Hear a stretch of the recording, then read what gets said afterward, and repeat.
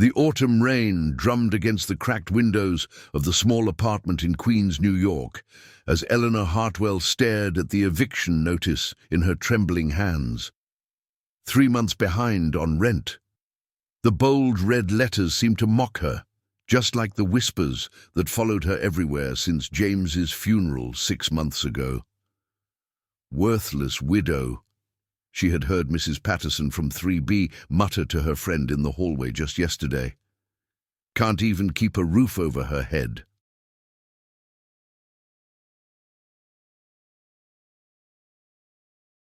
What did James ever see in her? Eleanor folded the notice carefully, her fingers tracing the creases as she had done countless times with the sympathy cards that had stopped coming after the first month. The small living room, once filled with James's laughter and the aroma of his weekend cooking experiments, now felt hollow and cold. The radiator coughed and wheezed, another reminder of everything falling apart. At 32, Eleanor had never imagined she'd be starting over.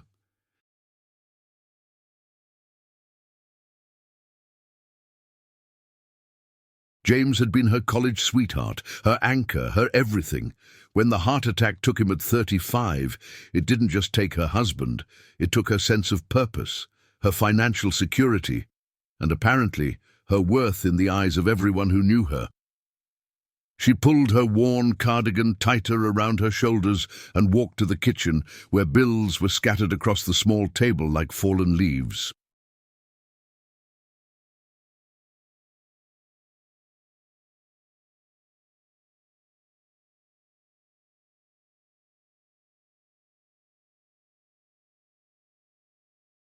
Medical bills from James's final weeks, credit card statements, utilities, each one a mountain she couldn't climb. Her part-time job at the local bookstore barely covered groceries, let alone the mounting debt. The phone rang, jarring her from her thoughts. Eleanor hesitated before answering, knowing it was probably another creditor. "Eleanor, it's Margaret from the Literacy Centre." The warm voice of her former colleague brought unexpected tears to Eleanor's eyes.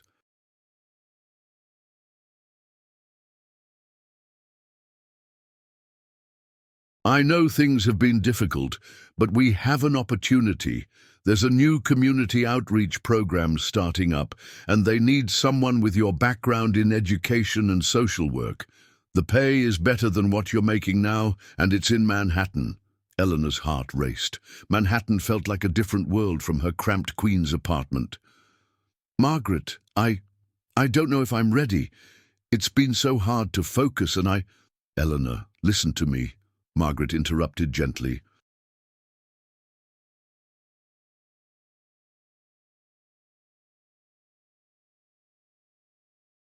"You have a gift. You've always been able to connect with people, to see potential where others see problems. James believed in you, and so do I. This program works with underprivileged communities, helping people rebuild their lives. Who better to lead that than someone who understands what it means to lose everything?" After hanging up, Eleanor stood at her window, watching the city lights blur through the rain. Maybe Margaret was right. Maybe her pain could become her purpose.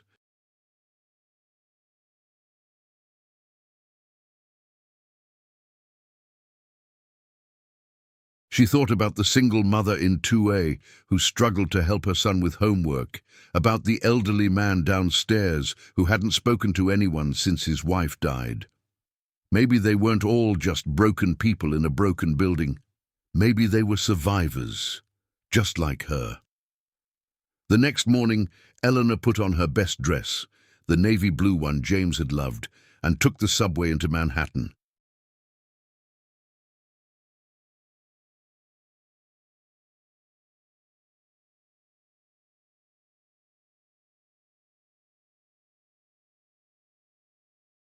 The offices of the Urban Hope Foundation were in a renovated brownstone on the Upper East Side, a world away from her Queens neighborhood. As she walked up the stone steps, she caught a glimpse of herself in the glass door. For the first time in months, she saw not a worthless widow, but a woman with something to offer. The interview went better than she had dared hope.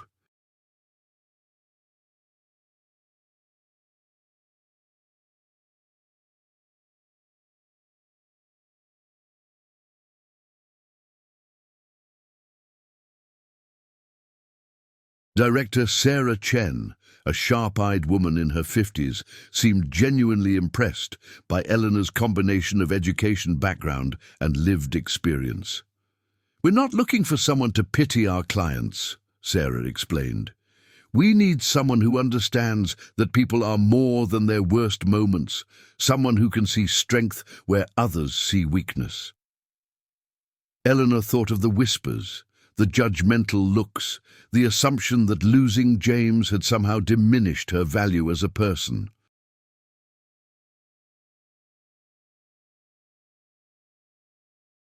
"I understand that completely." As Eleanor left the building that afternoon, she felt something she hadn't experienced in months: hope. The autumn sun was breaking through the clouds, casting golden light on the busy street. People hurried past with purpose, their lives full of direction and meaning, and for the first time since James died, Eleanor felt like she might find her way back to that feeling.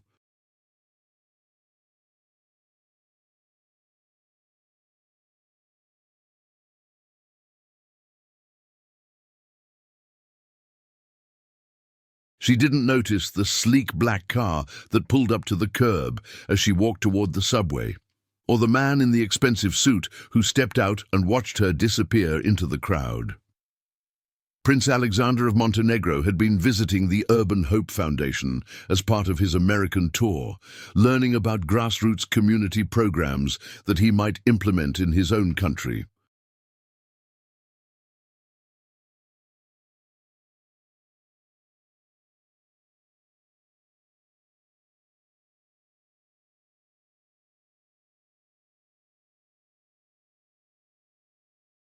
He had been leaving through a side entrance when he saw her, the woman with the determined walk and the quiet dignity that seemed to light up the busy street.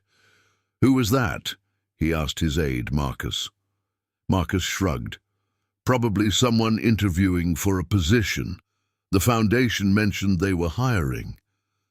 Alexander nodded absently, but something about the woman stayed with him as his car pulled into traffic.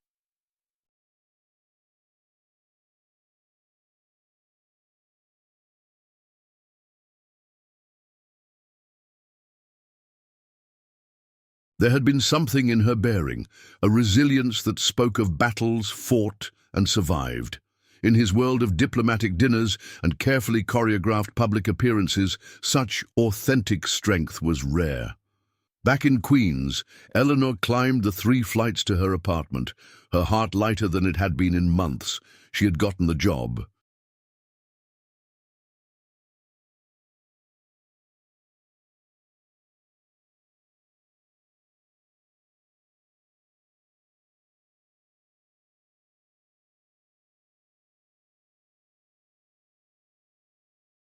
Starting Monday, she would be the new community outreach coordinator for the Urban Hope Foundation, with a salary that would not only cover her rent, but actually allow her to save money for the first time since James's death. As she unlocked her door, she heard Mrs. Patterson's voice from the hallway. "Still can't believe she thinks she can amount to anything. James's death should have taught her to know her place." Eleanor paused, her key still in the lock.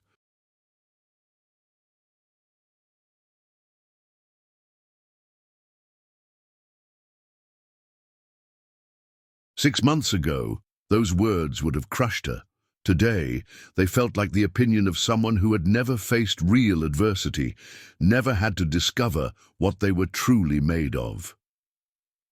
Eleanor smiled to herself and stepped into her apartment. Tomorrow, she would start proving to herself and to the world that she was far from worthless. 3 months into her new position at the Urban Hope Foundation, Eleanor had found her rhythm.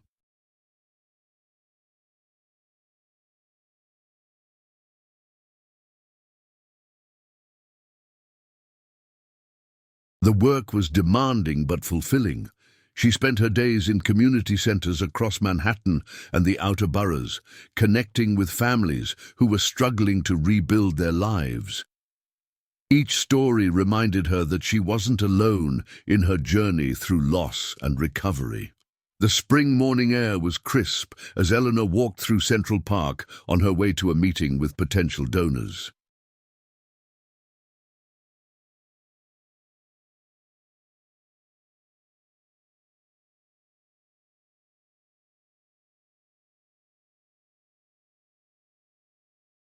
The Urban Hope Foundation was expanding its programs, and Sarah Chen had entrusted Eleanor with presenting their newest initiative, a comprehensive support network for recent widows and widowers navigating financial and emotional challenges. "It's perfect," Sarah had said during their planning meeting. "You'll be speaking from experience, and that authenticity is exactly what these donors need to hear." Eleanor adjusted her portfolio and checked her reflection in a shop window.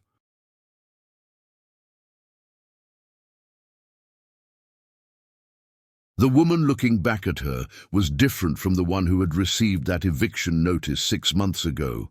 Her shoulders were straighter, her eyes brighter, and her voice, when she spoke at community meetings, carried a quiet authority that surprised even her. The donor breakfast was being held at the Plaza Hotel, a level of luxury that still made Eleanor feel slightly out of place.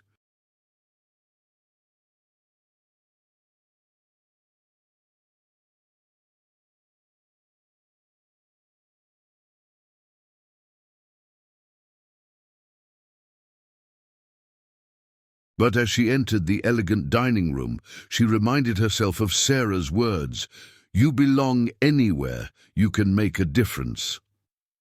Among the assembled philanthropists, business leaders and social activists, Eleanor spotted a familiar face. Or rather, a face that seemed familiar from somewhere she couldn't quite place. A tall man with dark hair and intelligent eyes was listening intently to a conversation about urban education reform.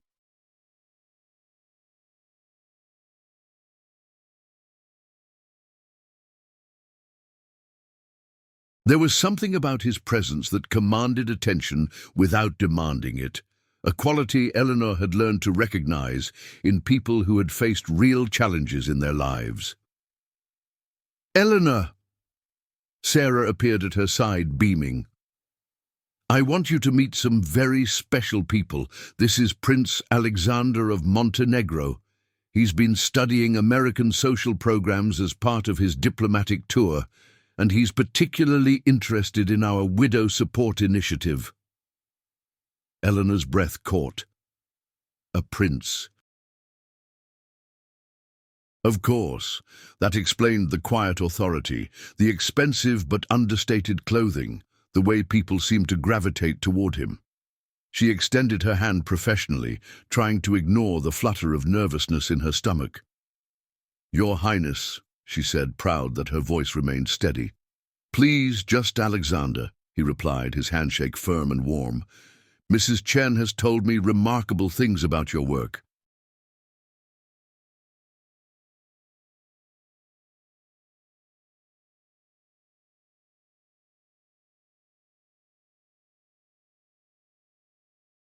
"I understand you're developing a program that addresses not just the financial challenges of widowhood, but the social isolation as well."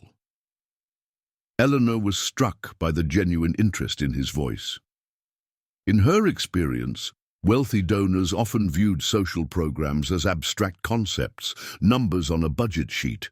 Alexander seemed to understand that behind every statistic was a human story. "Yes," she replied, her professional confidence taking over.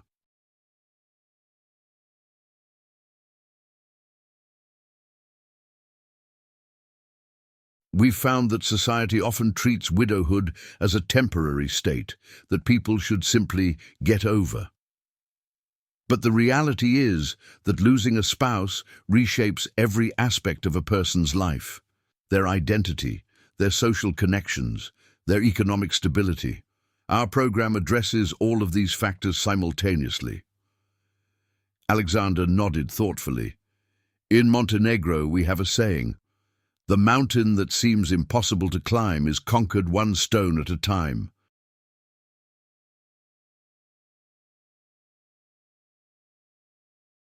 It sounds like your program recognizes that rebuilding a life requires the same patient, comprehensive approach. Eleanor felt her cheeks warm at the unexpected poetry of his response. That's exactly right.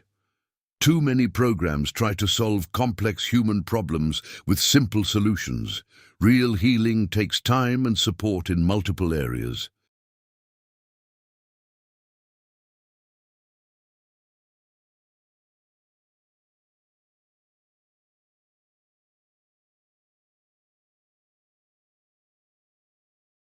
No, their conversation was interrupted by Sarah calling everyone to be seated.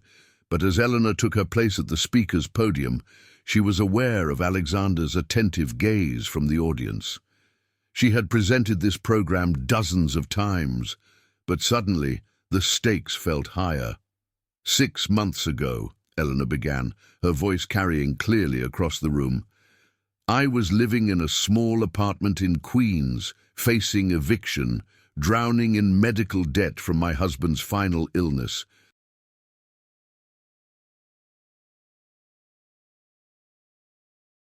I had been reduced to a label, worthless widow. People who had known me for years suddenly saw me as a burden, a cautionary tale, someone who had somehow diminished in value because I had lost my spouse. She paused, scanning the faces in the audience. Some looked uncomfortable with her directness, others leaned forward with interest. Alexander's expression was one of complete attention. But what I discovered in those dark months is that loss doesn't make us worthless. It makes us warriors.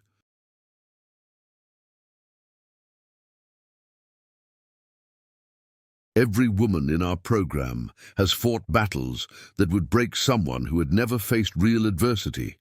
They are not victims to be pitied. They are survivors with hard-won wisdom and unshakable strength.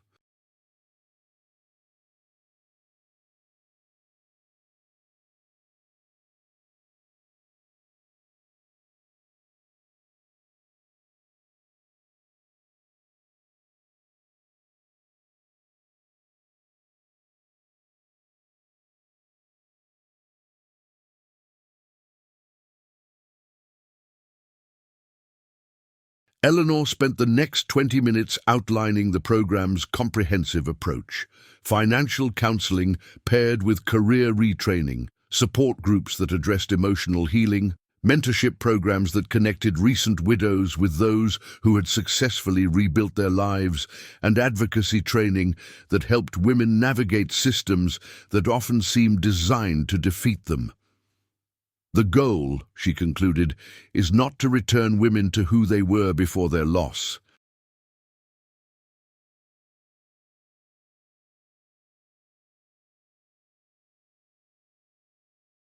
It's to help them discover who they can become because of what they've survived. The applause that followed was warm and sustained, but Eleanor was most struck by Alexander's response. He didn't just clap politely. He stood, his expression one of genuine admiration. As other donors approached her with questions and pledges of support, she was aware of him waiting patiently at the edge of the group. When the crowd finally thinned, Alexander approached her again.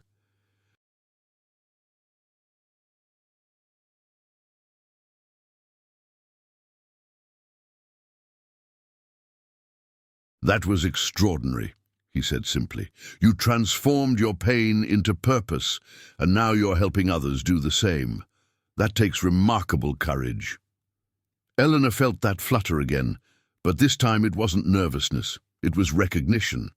Here was someone who understood that strength often came disguised as vulnerability, that the most powerful leaders were often those who had been broken and rebuilt themselves. Thank you, she replied.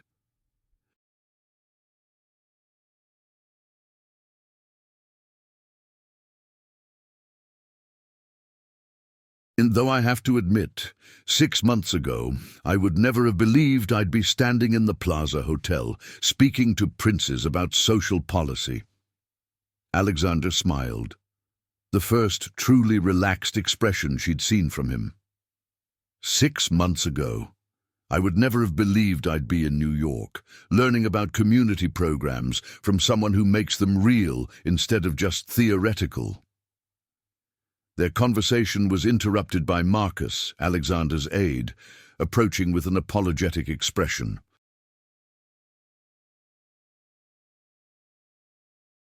"Your Highness, we need to leave for your next appointment." Alexander nodded, but turned back to Eleanor. "Would it be possible to visit one of your community programs? I'd like to see this work in action, if you wouldn't mind having an observer." Eleanor felt her heart race at the prospect of spending more time with this intriguing man, but she kept her voice professional. "Of course. We have a support group meeting tomorrow evening in Queens."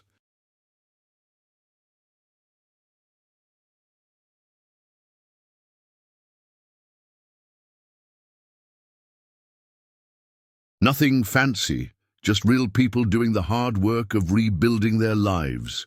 "Perfect," Alexander said, and Eleanor could swear she heard genuine enthusiasm in his voice. "Sometimes the most important work happens in the places that aren't fancy at all." As Eleanor watched him leave, she marveled at the unexpected turn her life had taken. A year ago, she had been Mrs. James Hartwell, defined by her relationship to someone else.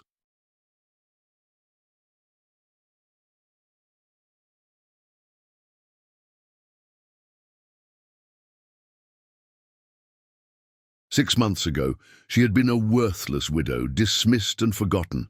Today, she was Eleanor Hartwell, a woman whose voice mattered, whose work made a difference, and who had somehow captured the attention of a prince, not because of her beauty or status, but because of her strength and purpose.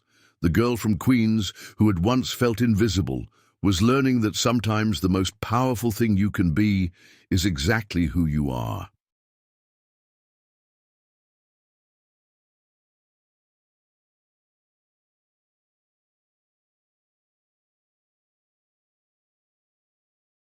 The community center in Astoria was a far cry from the Plaza Hotel's marble floors and crystal chandeliers. The fluorescent lights hummed overhead, casting harsh shadows on the worn linoleum, and the folding chairs arranged in a circle had seen better days. But as Eleanor watched Alexander take in the scene, she saw no judgment in his eyes, only genuine curiosity and respect. "Thank you for letting me observe," he said quietly, as they arranged the chairs together.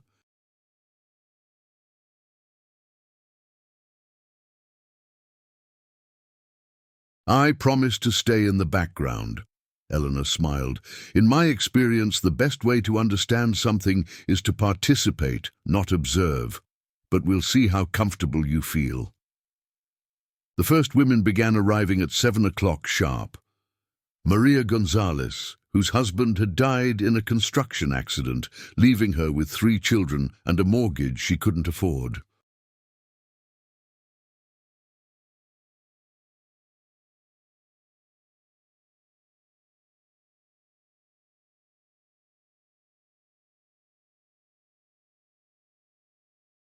Patricia Williams, a former executive who had discovered after her husband's death that their financial security had been built on lies and debt. Susan Chen, no relation to Sarah, whose spouse's medical bills had consumed their life savings and retirement fund. Eleanor watched Alexander's face as each woman shared her story during the opening circle. There was no pity in his expression, no uncomfortable shifting or polite detachment that she often saw from well-meaning visitors.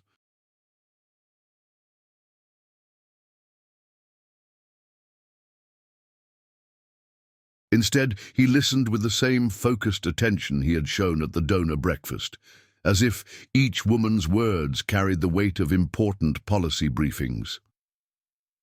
"Eleanor," Maria said during the sharing portion of the meeting, "I got the promotion. Assistant manager at the store with benefits and everything.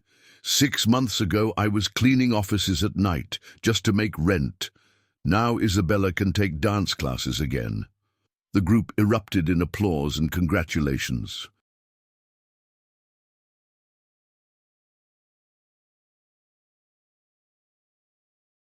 Eleanor felt the familiar warmth that came with witnessing someone reclaim their life, piece by piece.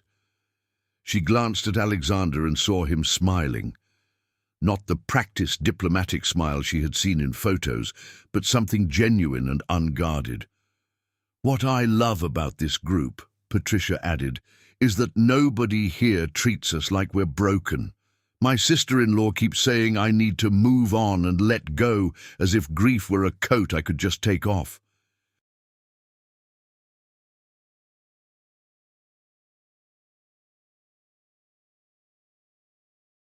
Here everyone understands that moving forward doesn't mean forgetting, Susan nodded emphatically.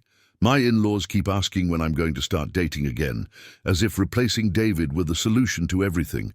They don't understand that I'm not trying to go back to who I was. I'm trying to become who I need to be now.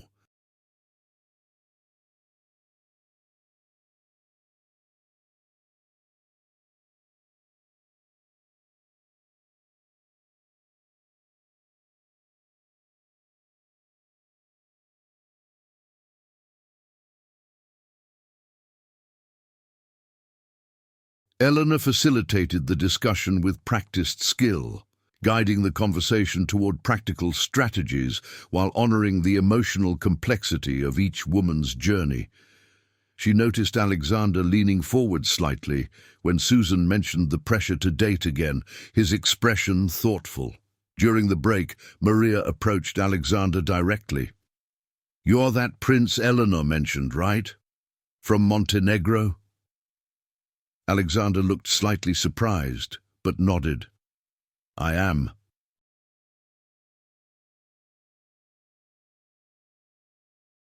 "I hope my presence hasn't made anyone uncomfortable." Maria laughed, a sound full of genuine warmth. "Honey, after losing everything and building it back up again, it takes more than royalty to make us uncomfortable. Besides, Eleanor says you're here to learn about programs that might help people in your country. That tells me you care more about doing good than looking good." "Maria's right," Patricia chimed in.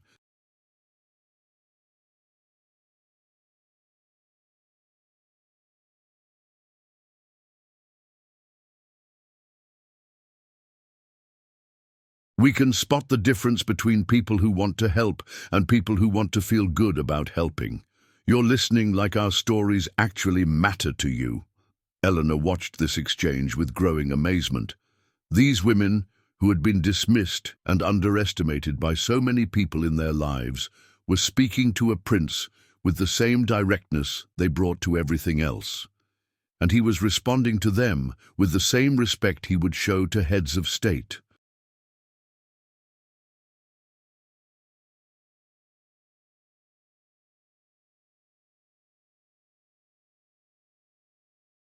When the meeting resumed, Eleanor decided to take a risk. "Alexander, would you mind sharing what you've observed tonight? Sometimes an outside perspective can help us see our own work more clearly." Alexander was quiet for a moment, gathering his thoughts. When he spoke, his words were careful but sincere. "In my country, we have many social programs designed to help people in crisis," he began. "But most of them are built around the idea that people need to be rescued or fixed.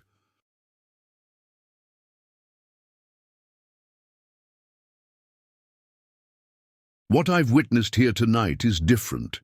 You're not trying to return to some previous version of yourselves.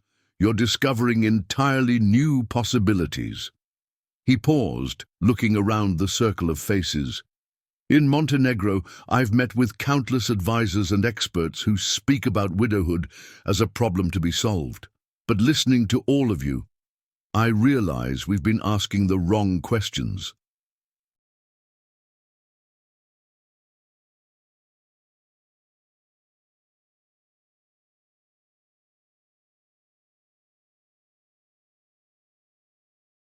Instead of, how do we help widows cope with loss?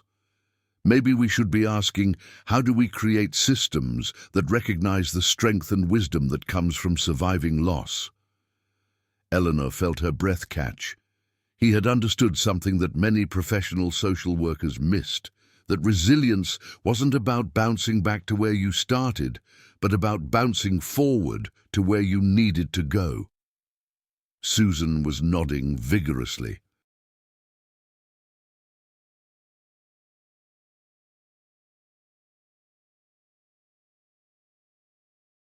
Exactly. I'm not the same person who was married to David, and I shouldn't have to pretend to be.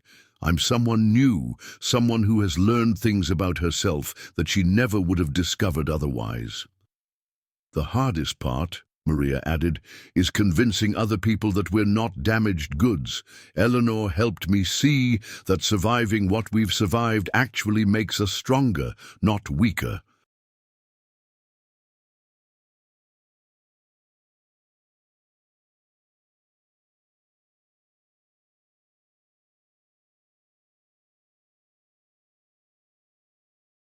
As the meeting wound down and the women began saying their goodbyes, Eleanor noticed several of them approaching Alexander to continue their conversations. He listened to each one with the same respectful attention, asking thoughtful questions and offering genuine responses. After everyone had left and they were stacking chairs together, Alexander was quiet for several minutes. "That was remarkable," he finally said.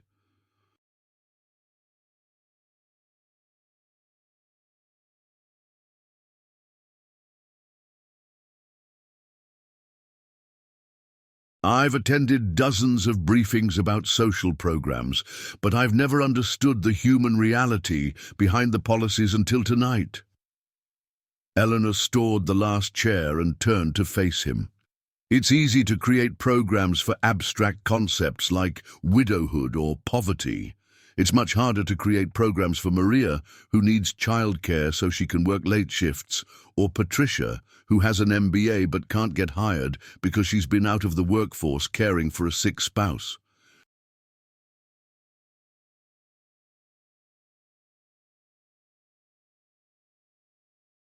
"Is that how you design all your programs? By seeing the person first, the problem second?"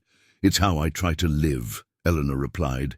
"When James died, everyone wanted to fit me into neat categories: grieving widow, financial burden, someone to be pitied or fixed or ignored. But I was still Eleanor, still someone with dreams and capabilities and something to offer the world. I just needed to figure out what that looked like in my new reality."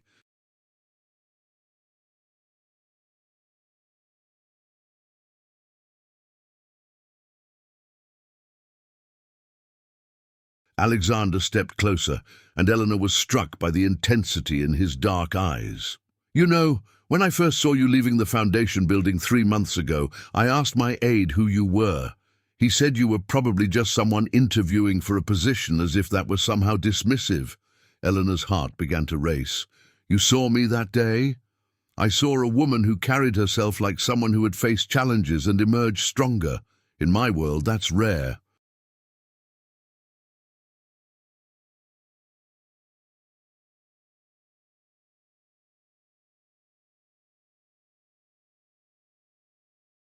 "Most people I meet have been protected from real adversity their entire lives."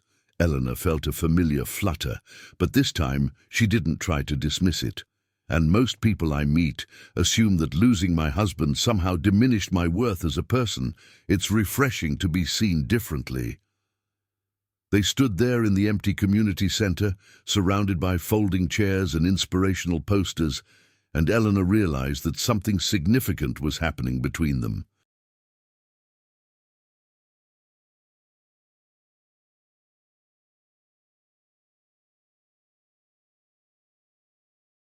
Not just attraction, though she couldn't deny that Alexander's combination of intelligence, compassion, and quiet strength was affecting her in ways she hadn't expected, but recognition. They were both people who understood that true worth came from what you did with life's challenges, not from avoiding them altogether.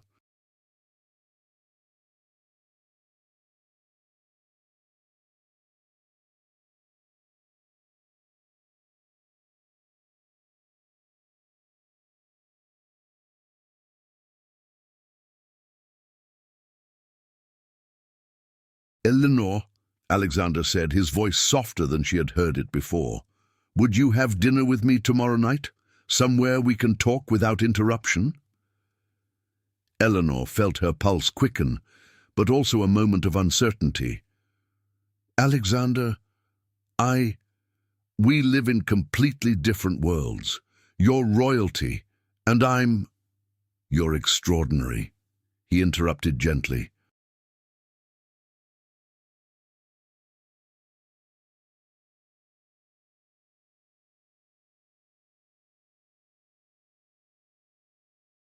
You're someone who transforms pain into purpose, who sees strength where others see weakness, who treats a prince and a single mother with the same dignity and respect. Your world isn't smaller than mine. It's deeper. Eleanor looked into his eyes and saw something that took her breath away, a man who saw her not as a woman to be rescued or pitied, but as an equal. Someone whose strength complemented his own, whose perspective challenged and inspired him.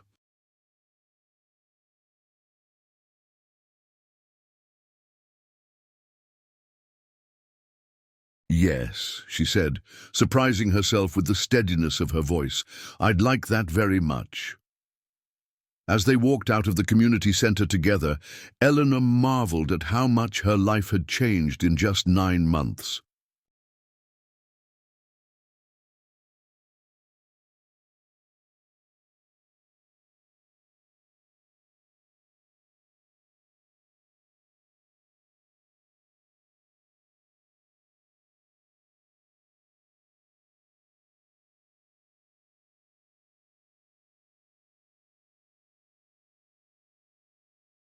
She had gone from feeling worthless and invisible to becoming someone whose voice mattered, whose work made a difference, and who had somehow captured the heart of a prince, not through beauty or status, but through the authentic strength that came from surviving loss and choosing to help others do the same.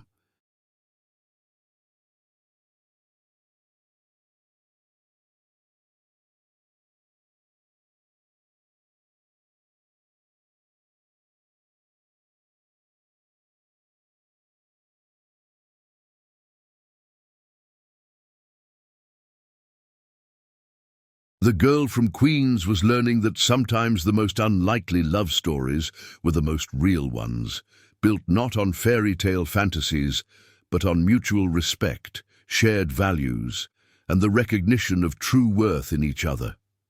Tomorrow night she would have dinner with a prince, but tonight she was simply Eleanor Hartwell, a woman who had discovered that being exactly who she was turned out to be more than enough.